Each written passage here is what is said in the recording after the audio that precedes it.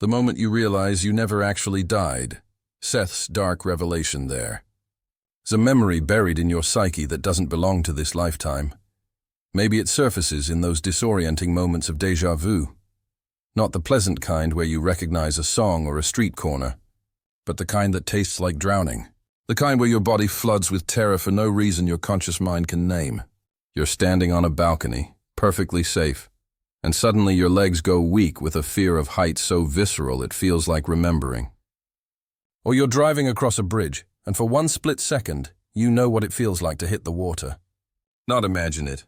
Remember it. These aren't random anxieties. They're not just neurons. Misfiring or childhood fears resurfacing, according to Seth, the multidimensional consciousness channeled by Jane Roberts in the 1960s, and these moments are something far stranger. They're bleed-through from deaths you never fully completed, transitions you slipped through sideways, timelines where you should have died, but consciousness found a crack in reality and kept going. Here's what shocked me when I first encountered this teaching. Seth suggests that the clean, linear story we tell ourselves, birth, life, death, then rebirth into a new body, is a convenient fiction. A narrative structure that makes sense to our time-bound brains, but collapses the moment you look closer at how consciousness actually operates. In Seth Speaks, he's brutally direct. You do not understand the nature of your own consciousness. You take it for granted that you are yourself alive, and that when you are dead you will be yourself no longer. This is far from the case. What he's pointing to is this: consciousness doesn't experience death as an event. Not really. It experiences it as a shift in focus, like changing channels on a television that's always running, always broadcasting, across infinite frequencies simultaneously. Think of it this way. Imagine you're so absorbed in a film that you forget you're in a theater. The boundaries of the screen dissolve. The story becomes your reality. Then suddenly the film ends. Credits roll. House lights come up. You blink, remember where you are, and walk out into the lobby. That's death. Not an ending of consciousness, but a shift in what you're focused on. But here's where Seth's teaching becomes genuinely disturbing. He claims you've already done this. Multiple times. In this lifetime. You've died and shifted into parallel probability streams so seamlessly, so instantaneously, that you never notice the transition. The consciousness reading these words right now might be living in a timeline you weren't originally supposed to survive. And somewhere in another stream of probability your funeral already happened. Your loved ones already grieved. The version of you that was supposed to die in that car accident 5 years ago, or that sudden illness, or that moment you stepped off the curb without looking, that version did die.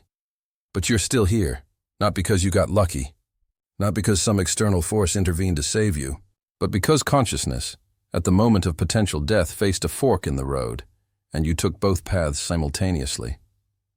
One version of you experienced the full death transition, moving into what Seth calls the after-death environment to review that lifetime and plan the next. The other version, the one reading this, simply continued forward, often with no memory of how close the edge really was. This is the dark revelation promised in the title. What you call your life might actually be the afterlife of a version of you who died years ago. You're living in the probability stream that death created, not the one that avoided it, and you're only just now beginning to remember. The question isn't whether you've died before. The question is, how many times have you died without realizing it? How many transitions have you already made? And what version of you is actually reading these words right now? The original, or a probability echo, or something far stranger? Seth's answer will unravel everything you think you know about the boundary between life and death. Because according to him, there is no boundary. There never was. You've been moving between life and afterlife, between bodies and non-physical consciousness, between deaths and births, in a continuous stream that has no beginning and no end. You just forgot how to notice the transitions. Here's where Seth's teaching stops being philosophical and becomes unnervingly specific. He teaches that every near-death experience is actually a death in another probability, not a close call where you narrowly avoided something. An actual death that you experienced, lived through to completion, and then diverged from at the quantum level of consciousness. Let me break down the mechanics of what Seth calls probability shifting, because this is where the material reality you think you're living in starts to look more like a choose-your-own-adventure story written in real time in moments of extreme danger. That car spinning out of control, the diagnosis that should have been terminal, the violence you somehow walked away from. Your consciousness reaches a decision point. Not a conscious decision. This happens at a level far deeper than your thinking mind. At this fork in the road, multiple outcomes exist simultaneously as potentials. In one probability stream, you die. The impact is fatal. The illness wins. The bullet finds you. In another probability stream, you survive. You walk away.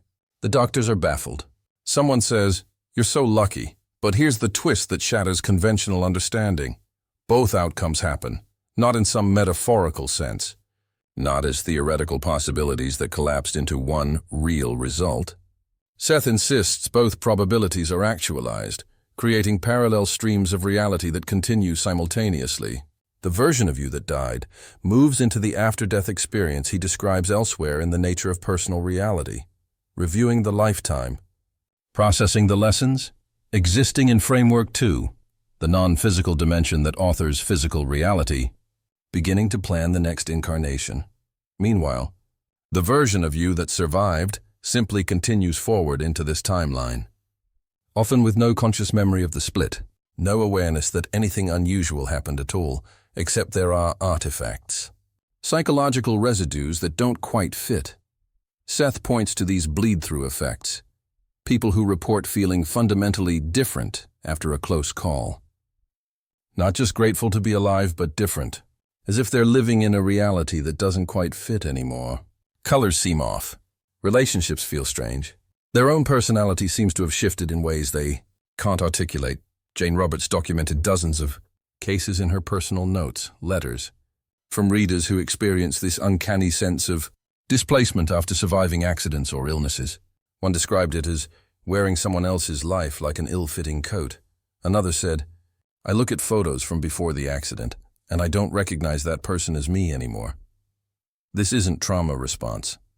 Or rather, it's not only trauma response. Seth explains these experiences as bleed-through. From the moment of split, the microsecond where your consciousness briefly existed in both probabilities, simultaneously before collapsing into the survival track. During that quantum moment of overlap, you experienced both dying and surviving. You touched both timelines, and some part of you retained the imprint of the death that happened in the parallel stream. You can learn to recognize the signs. Sudden, inexplicable personality shifts after accidents. Not gradual healing, but overnight changes in preferences, beliefs, or behavior. A lifelong atheist becomes spiritual. A cautious person becomes reckless. A warm personality turns cold. Changes in taste or memory that make no sense. Foods you loved suddenly repulse you. Places you know intimately feel foreign. People you were close to seem like strangers, and you can't explain why. Relationships that feel off post-crisis. Your spouse seems subtly different, even though they insist nothing has changed. Your children's mannerisms don't match your memory. It's not them that changed. It's that you shifted into a probability where the relationship has a slightly different history, and your consciousness is trying to reconcile the mismatch. Seth is unflinching about the disturbing implication here. You might be living in a timeline you weren't originally supposed to survive. Think about that for a moment. The life you're living right now, the relationships, the career, the daily routines, this might not be the main timeline of your existence. This might be a branch probability created by a death moment you don't consciously remember. In the original stream, you died. Your loved ones grieved. Your affairs were settled. Your story ended, but consciousness doesn't end when stories do, so you continued. Not by avoiding death, but by experiencing it fully in one reality, while simultaneously surviving in another. You are, quite literally, living the afterlife of a version of yourself that died. And everyone around you, unless they also shifted, at that same moment, is living in a timeline where you survived. Something you were supposed to die. From Da, this explains the eerie sense some people have of living on borrowed time. The feeling that they shouldn't be here, that their presence is somehow a cosmic accounting error. Seth would say that's not guilt or survivor's syndrome. It's accurate perception bleeding. through the amnesia that normally separates probable selves, and here's the final twist that makes this teaching impossible to dismiss. In the probability stream where you died, your consciousness is also continuing, reviewing that lifetime, learning from it, preparing for what comes next. That version of you didn't cease to exist. It shifted focus to the non-physical reality, just as this version shifted focus to the physical continuation. Both of you are real. Both timelines are actual. And somewhere, in the geography of consciousness that Seth calls the spacious present, your funeral and your survival are happening simultaneously. The question becomes, which version is really you? And Seth's answer is, both, neither. You are not one linear stream of experience, but a fountain of consciousness erupting into multiple realities at once, with each version convinced it's the only one. Death didn't take you. It multiplied you, and you've been living in the aftermath ever since, not realizing the ground shifted beneath your feet. Here's where Seth's teaching becomes genuinely difficult to metabolize, where you might need to pause, take a breath, and let the implications settle before continuing. Because what he's about to reveal doesn't just challenge your understanding of death, it obliterates your understanding of time itself. Seth insists, with an authority that's unnerving in its clarity, that time as a linear sequence is an illusion, not a poetic metaphor, an actual perceptual construction manufactured by your physical brain to create the experience of causality, past leading to present leading to future. But in the actual structure of consciousness, in what he calls the spacious present, all moments exist simultaneously. Your birth is happening right now. Your death is happening right now. Every moment of your life, every choice, every conversation, every breath coexists in one eternal now. Not as memories, not as potentials, as occurring experiences in a multidimensional field that your narrow focus of awareness moves through like a spotlight on a stage. Let that vertigo hit for a moment. If all time is simultaneous, then you are always dying, always being born, always in the middle of your life, all at once. The personality reading these words is just one narrow beam of attention within a much vaster field of experience, happening in all directions simultaneously. In Seth Speaks, he describes it this way. The past, present, and future exist at once. Basically, you are utterly free to choose which aspects of your multidimensional reality you want to experience. You are not at the mercy of the past, nor waiting for a future to arrive. All time is now. What does this actually mean in practical terms? It means when you experience a flash of your death in meditation or dreams, that sudden visceral knowing of how you'll die, or the scene of your deathbed appearing unbidden in your mind, Seth suggests you're not seeing the future. You're not predicting what will happen. You're glimpsing the simultaneous present, where your death is already occurring in the same moment as your birth, as your current breath, as every other moment of your existence. The spotlight of your awareness is just pointed at now as you conceive it. But that doesn't mean other moments aren't happening. They're all lit up, all active, all fully real. You're just not looking at them. This is why time behaves so strangely in altered states. Why psychedelics dissolve linear sequence. Why deep meditation can give you access to future knowledge or past life memories that feel more real than the present moment. You're not traveling through time. You're expanding your focus to include more of the spacious present. That's always been there. Seth explains that consciousness learns to narrow its attention to create the illusion of sequential time because experiencing everything at once would be utterly paralyzing. Imagine trying to live your life while simultaneously experiencing your birth, your childhood, your death, and every moment in between. The focus would shatter. The personality couldn't form. So the brain creates a beautiful, necessary fiction. It convinces you that time flows in one direction, that the past is gone, and the future hasn't arrived. This allows you to form a coherent identity, to make choices, to engage with physical reality, as if it's the only reality that matters. But occasionally, the focus slips. The filter fails, and you catch a glimpse behind the curtain. You're washing dishes and suddenly you know, not think, not imagine, but know, that you've been aware forever. That you've never not existed.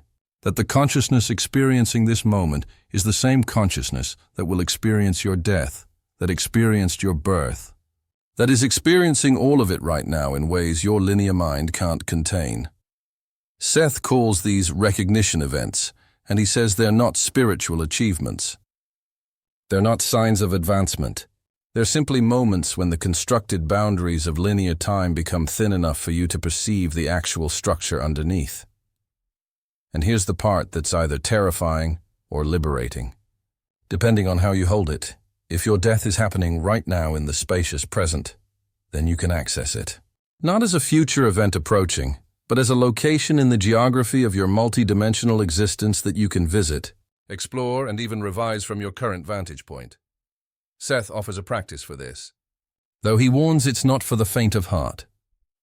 In deep meditation, when your awareness has become still and spacious, you can request access to the moment of your death in this lifetime, not as prophecy, not as prediction, but as an existing experience in the continuous now that you can consciously engage with.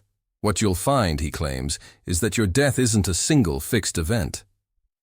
It's a field of probabilities, multiple versions of how this lifetime could end, all existing simultaneously.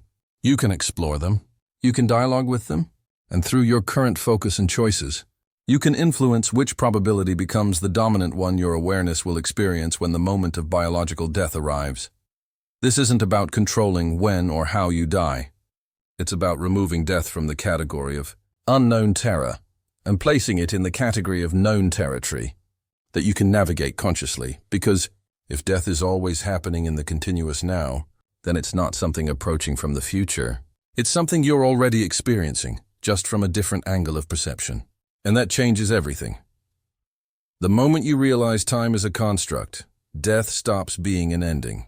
It becomes simply another location in the landscape of your eternal existence, a place you've already been, are currently visiting, and will continue to experience, all at once. And you thought you were just reading an article about death. You're actually standing in the middle of your own death right now, reading about it, from an angle of focus that calls itself alive.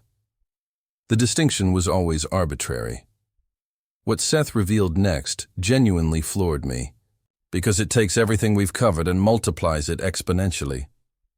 If all your incarnations are happening simultaneously, not sequentially, not past lives leading to future lives, but simultaneously, then you're not just living multiple lives right now, you're dying multiple deaths.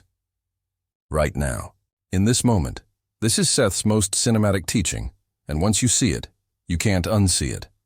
Your entity, the larger consciousness that authors all your incarnations, the multidimensional self that you are when you're not narrowed down to a single personality, is experiencing the death moments of dozens, maybe hundreds of lifetimes in the same eternal instant. One of yourselves is dying in medieval plague, body racked with fever, family gathered around a straw mattress, the taste of fear and resignation thick in the mouth. Another is dying in a future war you can't even imagine from your current perspective, in a conflict over resources that don't exist yet, using weapons your present-day self couldn't comprehend. Another is dying peacefully in old age, surrounded by great-grandchildren, in a timeline that branches off from a choice you haven't made yet in this lifetime, but have already made in the spacious present. All of these deaths are happening now. Not in sequence, not as past or future events, as simultaneous experiences within the vast consciousness that is your true identity. And sometimes, the boundaries get thin. Seth explains, this is why certain psychological phenomena occur that conventional psychology can't adequately address. Sudden waves of grief that have no source. You're going about your day, perfectly fine, and suddenly you're overwhelmed with loss so profound you can barely breathe. But no one in your life has died. Nothing has happened to explain it.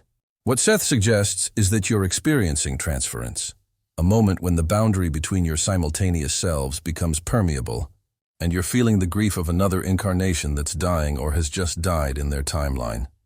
Panic attacks that feel imported from another context. Your body floods with terror, but the trigger makes no sense.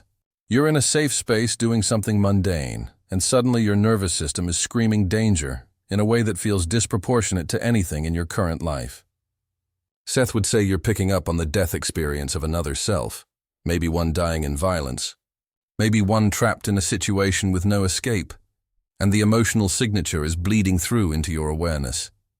Dreams where you die in unfamiliar circumstances that feel more real than fiction. You die in a fire, but you've never been in a fire. You die in a shipwreck, but you've never been to sea. You die in childbirth, but you're a man in this lifetime. These aren't random dream imagery. Seth suggests they're direct experiences. Your consciousness briefly tuning into the death moments of other incarnations, experiencing them as vividly as if they were happening to you. Which in a sense they are. Here's what changed for me when I understood this teaching. Every death you fear, you've already experienced. Somewhere in your multidimensional existence, that death has happened. The fear isn't about the unknown. It's about remembering what you already know, but have filtered out of conscious awareness to maintain the illusion of this lifetime's individuality. Afraid of drowning? You've drowned. The fear is the echo of the actual experience reverberating from a simultaneous self. Afraid of fire? You've burned. The terror is recognition, not imagination. Afraid of violence? Somewhere in your entity's collective experience, violence has already claimed one of yourselves, and the imprint remains accessible to all incarnations sharing that larger identity. But here's where Seth's teaching becomes deeply practical. You can work with this, intentionally. He describes a technique for accessing the death experiences of your other selves, not through morbid curiosity, but for genuine wisdom extraction. In deep meditative states, when your awareness expands beyond the confines of your current personality, you can request connection with other incarnations, specifically, access to their death transitions. What you learn from them can be profound, how they navigated the moment of letting go, whether they resisted or surrendered, what they understood in their final moments that they hadn't grasped during life, how they processed the shift from physical to non-physical awareness, what regrets they carried, what joy sustained them, what wisdom crystallized in the space between the last breath and the first moment of after-death awareness. One practitioner, I corresponded with, described accessing the death of a medieval monk self. A slow death from illness, alone in a stone cell, and what struck her was the peace in that death. The monk had spent decades preparing for this transition through meditation and prayer, and when it came, there was no fear. Just curiosity and a sense of homecoming. She said that accessing that death changed her relationship with her own mortality in this lifetime. She realized she could cultivate that same peaceful readiness, that same sense of death as return rather than ending. Another described accessing a violent death from a lifetime in ancient warfare, a death marked by rage, terror, and the awful sensation of consciousness being torn from the body by force. What he learned was how long the trauma of that death lingered in the after-death state, how much processing was required before that incarnation could let go of the violence and move forward. It gave him profound compassion for his own PTSD in this lifetime. He realized he was carrying not just current life trauma, but bleed through from that parallel, self's unprocessed death. This is the liberation hidden in this teaching. Every death you might face in this lifetime, you've already navigated in another. The resources, the wisdom, the courage, it's already within your larger consciousness, accessible, usable, transferable across incarnations. But there's also the haunting question Seth leaves you with, if you're dying in multiple timelines right now, and consciousness is continuous across all of them, then is this current life actually the afterlife of one of those deaths? Are you living in what you think is your primary incarnation? Or are you already in the processing state after death, experiencing what you believe is physical life as part of the review and integration process? And here's the kicker. You wouldn't necessarily be able to tell the difference. Because Seth insists the after-death state isn't some ethereal realm disconnected from physicality. It's a dimension of consciousness that can include experiences that feel identical to physical life. You could be dead right now, generating this experience through consciousness rather than through sensory input from a biological body, and the subjective experience would be indistinguishable. So which is it? Are you alive reviewing your future death, or are you dead reviewing your past life? Seth's answer, both, neither. The categories themselves are the illusion. You are a continuous stream of consciousness experiencing itself from multiple angles simultaneously. And alive versus dead is just a matter of which focal point you're identified with in this moment. The you reading this is alive. The you dying in medieval plague is dying. The you reviewing both of those experiences from the non-physical perspective of your entity is beyond both categories. And all of these yous are the same consciousness, viewing itself through different lenses. That's not a riddle. That's the actual structure of what you are. What if this life right now is the afterlife? Stay with me, because this is where Seth's teaching inverts everything you think you understand about the relationship between life and death, physical and non-physical reality. What if what you experience as being alive right now is actually the processing state after death that mystics and near-death experiencers describe? What if you're already in the afterlife and you just don't recognize it because it looks and feels like normal physical existence? Seth presents compelling evidence for this possibility, and once you see the pattern, it's hard to unsee it. The dreamlike quality of certain memories. You try to recall something from last week, last year, childhood, and the memory has a strange texture, vivid in some details, completely blank in others, and you can't quite tell if you're remembering something that actually happened or something your consciousness constructed after the fact. That's exactly how after-death experience is described. Fluid, malleable, generated by consciousness rather than recorded from external events. The way time compresses and expands inexplicably. Sometimes hours feel like minutes. Sometimes minutes feel like hours. Sometimes you lose entire chunks of time with no memory of where they went.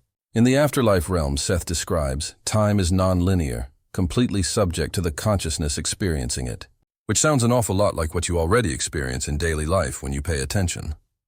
The sense that real life is happening somewhere else. That pervasive feeling that this can't be it, that your actual existence is taking place in some other location and this is just a shadow or simulation. Seth would say that's not dissatisfaction or spiritual yearning, it's accurate perception. You're picking up on the fact that physical reality is not the primary reality, but a focused projection from the primary reality of consciousness. Here's what Seth suggests is actually happening. The after-death state isn't a separate realm you go to after dying.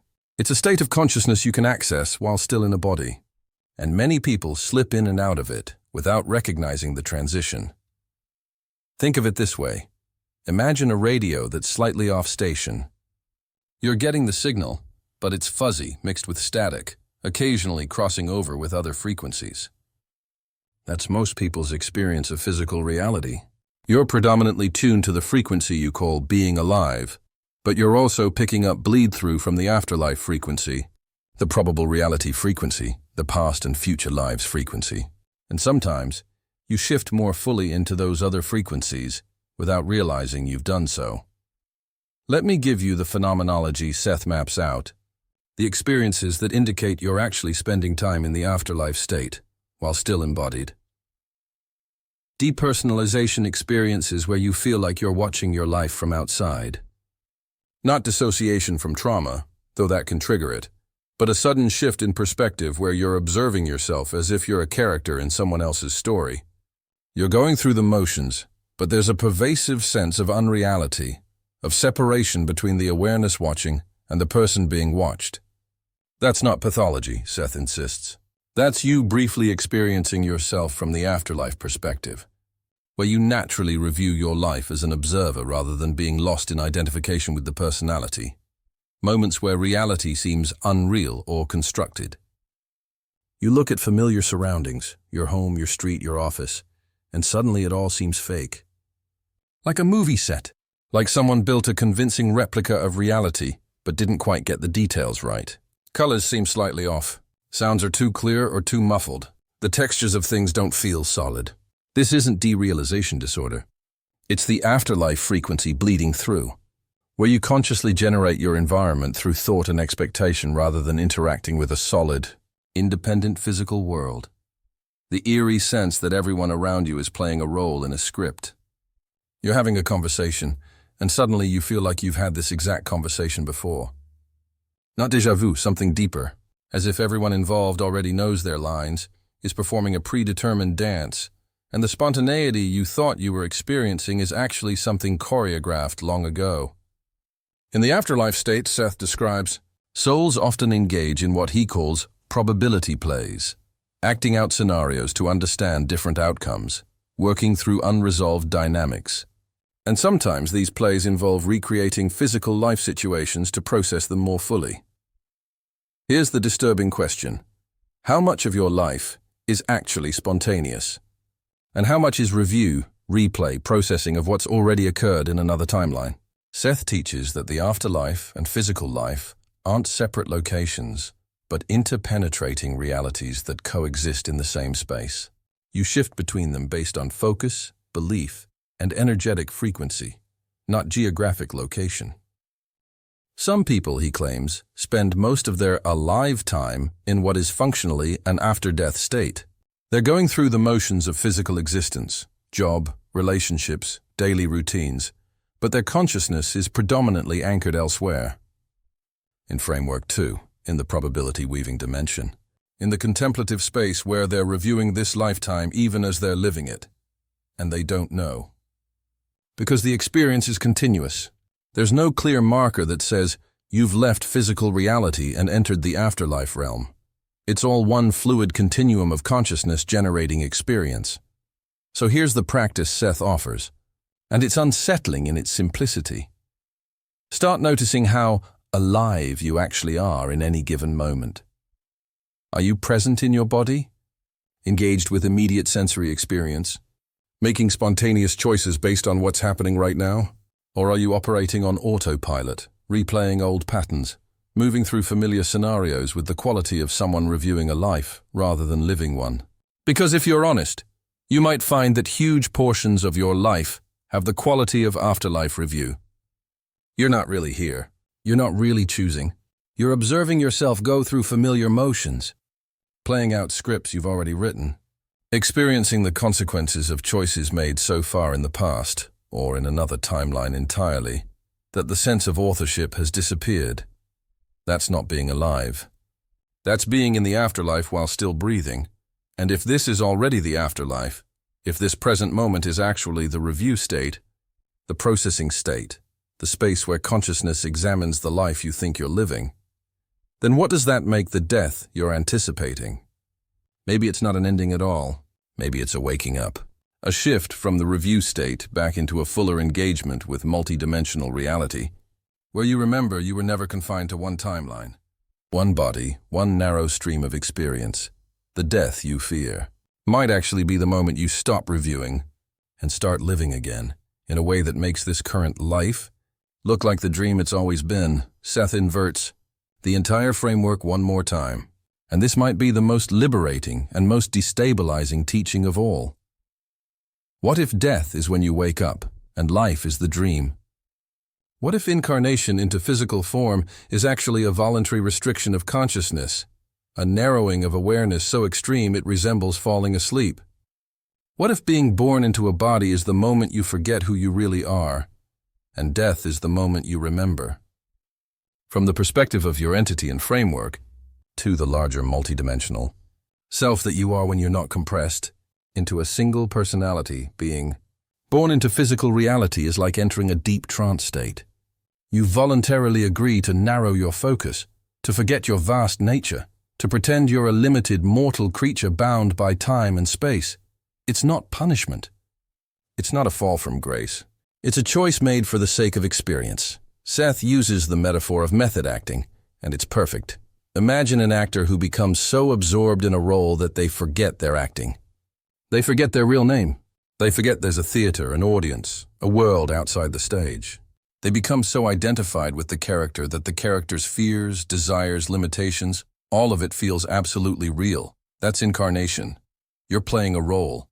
The role has a name, a history, a personality, a lifespan, and you've become so committed to the performance that you've forgotten you're performing. You think you are the role. You think the stage is the entire universe. You think when the curtain falls, you cease to exist. Death in this model isn't an ending. It's the director calling cut. It's the house lights coming up. It's the moment the actor steps out of character, looks around and remembers, oh, I was playing that character. I'm not actually that person. I never was. Seth describes the moment after death as often hilarious. Yes, hilarious. Souls reviewing their just-finished lifetime, watching the drama they took so seriously, seeing all the unnecessary suffering, the inflated importance they gave to trivial things, the way they tortured themselves over situations that from the afterlife perspective look like obvious teachings or games. And they laugh, not cruel laughter. The laughter of recognition. The laughter of someone waking from a nightmare and realizing it was just a dream. Why did I take that so seriously? Why did I think that job, that relationship, that insult, that failure? Why did I think any of it defined me? I was always free. I was always more than that. I just forgot. But here's the shadow side Seth doesn't hide. Some souls become so identified with physical reality that even after death they don't fully wake up. They're like method actors who've become so lost in the role that when the play ends, they don't take off the costume. They keep performing. They refuse to acknowledge the stage. Seth calls these transitional zones or belief system territories, after-death states where consciousness lingers because it's still convinced it's physical, still playing the character, still generating experiences based on the limitations it internalized during life. These are the souls that create ghost-like experiences. Not because they're trapped by external forces, but because they're trapping themselves. They died but don't believe they died. Or they believe death means something it doesn't. Hell, purgatory, eternal darkness. And they generate those experiences through the same creative power that generated physical reality. The key to navigating death, Seth teaches, is learning to wake up before you die, not physically die. Wake up within the dream of physical life. Recognize while still embodied that you're playing a role, that the personality you think you are is a temporary construction, that your true identity is vastly larger, vastly freer, and doesn't end when this particular performance ends. He offers a practice for this, what he calls dying before you die. In meditation or contemplation, consciously release your identification with your physical personality. Not in a dismissive or depressive way, not my life doesn't matter, but in a liberating way. This life is a role I'm playing, an exquisite, meaningful, temporary role, but it's not who I am. Practice observing your personality as if you're watching a character in a film. Notice your habitual thoughts, emotional patterns, defensive reactions, and recognize them as the role, not the actor. The part you're playing, not the consciousness playing it. The more you do this while alive, the smoother the death transition becomes. Because you're already practicing the fundamental shift that death requires, moving from identification with the character to identification with the awareness that was always larger than the character. When biological death arrives for someone who's mastered this practice, there's no shock, no confusion, no desperate clinging to the identity that's dissolving. Just a smooth, conscious transition. Ah, this part of the play is ending. Time to step off stage and remember who I actually am. Seth describes this as the difference between a nightmare you wake from in terror versus a dream you wake from peacefully, knowing it was just a dream. Same event, waking up, radically different experience based on how lucid you were within the dream. Most people die like someone waking from a nightmare, thrashing, disoriented, taking several moments or longer to realize it wasn't real. A few people die like someone ending a lucid dream, aware throughout, curious about what comes next, grateful for the experience but not attached to it continuing. Which kind of death you experience is determined largely by which kind of life you've lived. Not morally good or bad, that's not the measure, but conscious or unconscious.